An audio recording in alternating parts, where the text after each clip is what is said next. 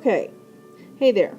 Let's talk about comparing fractions. And we're going to kind of look at big picture, what does it look like using some fraction bars, and then we're going to look at kind of the naked numbers. How can we do this quickly? So let's say we have 7/12 and we have 2/3. If you look at the top, you'll see we've got 12ths fraction bar. Underneath, we've got a thirds fraction bar, right? And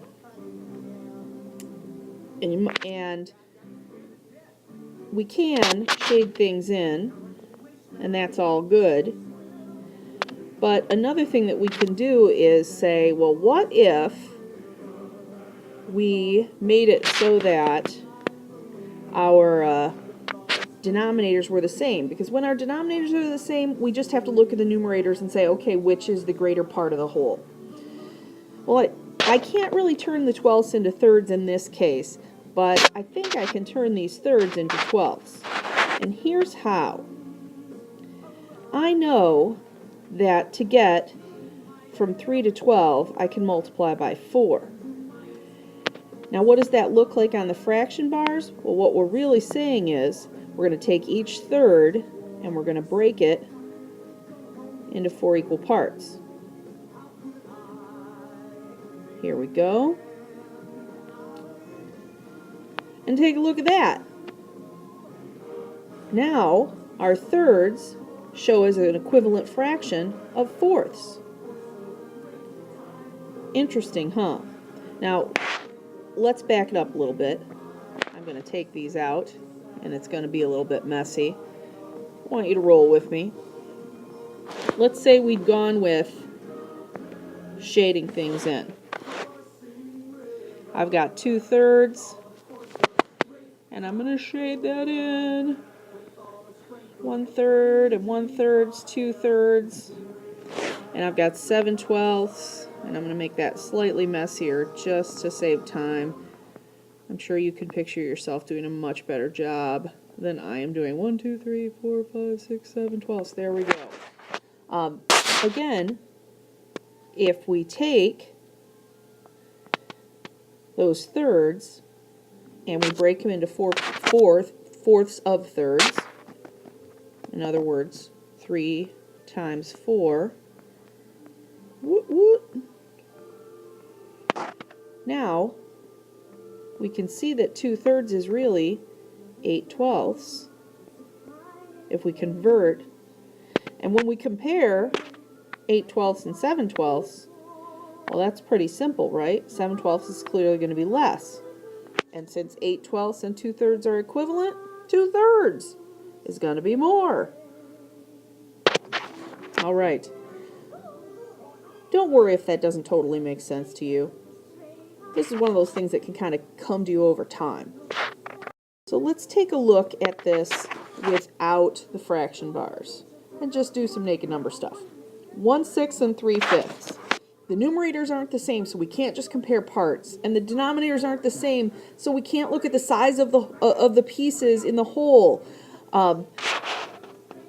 Or can we? Sure we can, because we can change the pieces. We can't change the whole, but we can change the pieces. What if we said, okay, let's make equivalent fractions.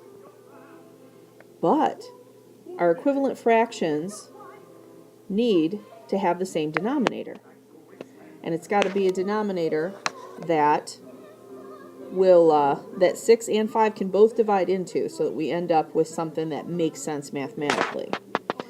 Now, I know my 6's. 6, 12, 18, 24, 30. And I know my 5's.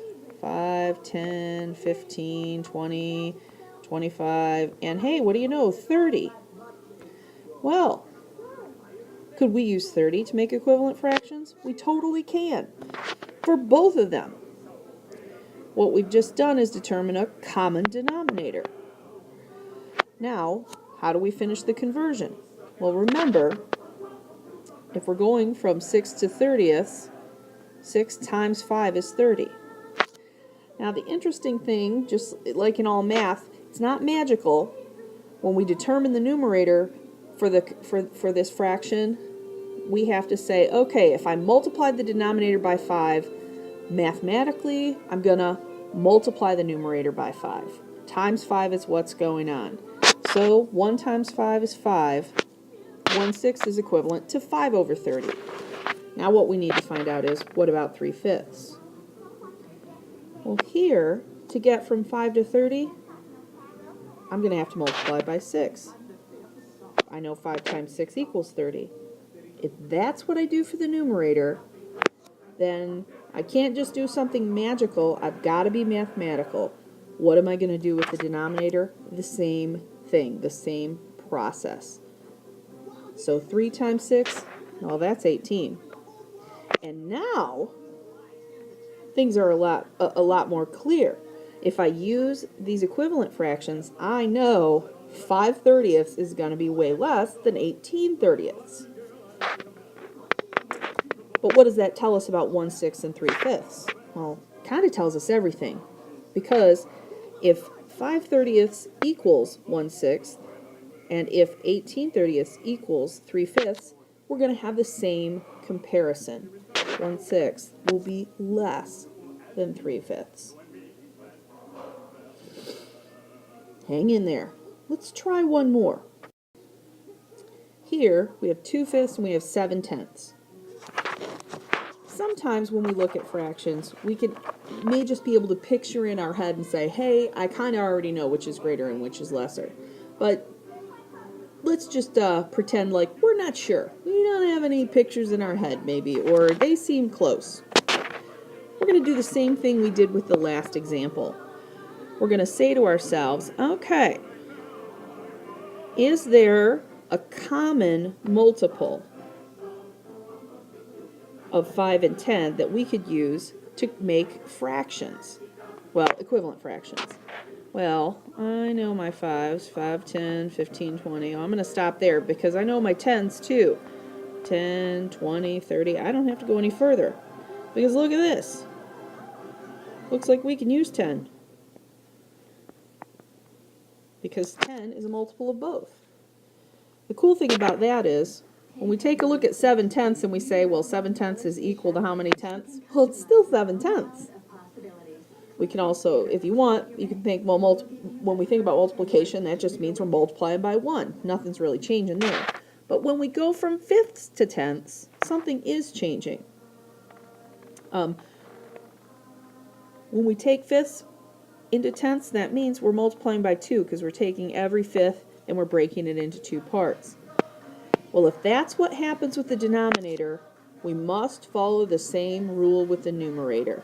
If 5 times 2 is 10, then I must multiply 2 times 2, and I find that's 4/10.